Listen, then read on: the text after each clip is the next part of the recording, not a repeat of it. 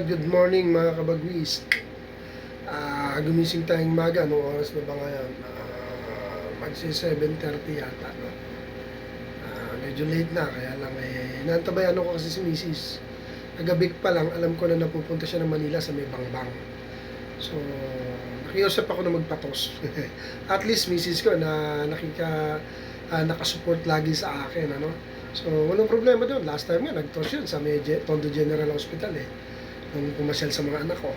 Ngayon naman, pupunta siyang Bangbang, nagpapatos ako. At wala namang problema, napaka-supportive.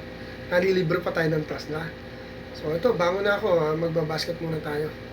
Ang itotos natin, si Pasaway, tsaka yung white flight ko na speedboard. Alam ko, kayang-kaya yun. Lapit lang Kaya lang nagbabawas kasi ako ng ronda-ronda ngayon dahil yung panahon. Ang gusto ko, tos-tos lang. So, magandang training na sa kanila yun. Sasaglitin lang yun. Halika, magbabasket ako. So, yun, ito sinend sa akin ng misis ko itong video na to. Sa may Bangbang yan, hindi ko na na-video yung pag-basket ko. Kakagising kanina. Alright, mga kabagwis, dito ako sa bubong, dito ako nag-aabang. Pinahagis ko si White Top, yung matuloy natin, tsaka si Pasaway. Sila ang tandem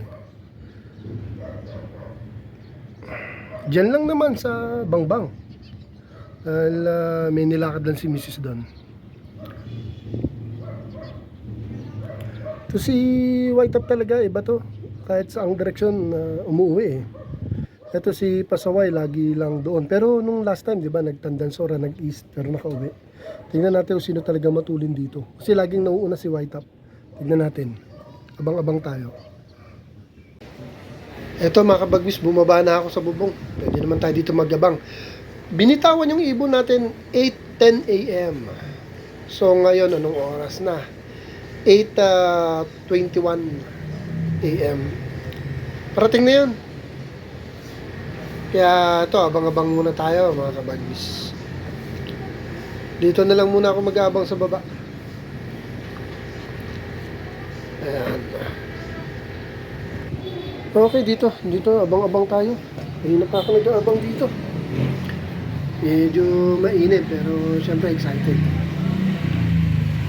Ayun mga kabagwis, nagpakawala lang ako. Paglabas ko, ando na, kasama na yung dalawa. Ayun So ayun mga kabagwis, hinagis ng 8:10. Nakita ko kanina, nagpalabas ako ng ibang ibon So 8:23. Paglabas ko ng bahay, kasi palabas ko ng ibang ibon, labas kagad ako, nandun na yung dalawa nasa taas. So 8:23, sabihin natin 8:23, 8:10 hinagis, 8:23 nandito. So 13 minutes sa Bangbang, andito na sila. Goods na goods. Okay? Patulin talaga yung dalawa niya, si Pasaway at si White Flight So yun, very good. Till next time mga kabagwis. Thank you for watching.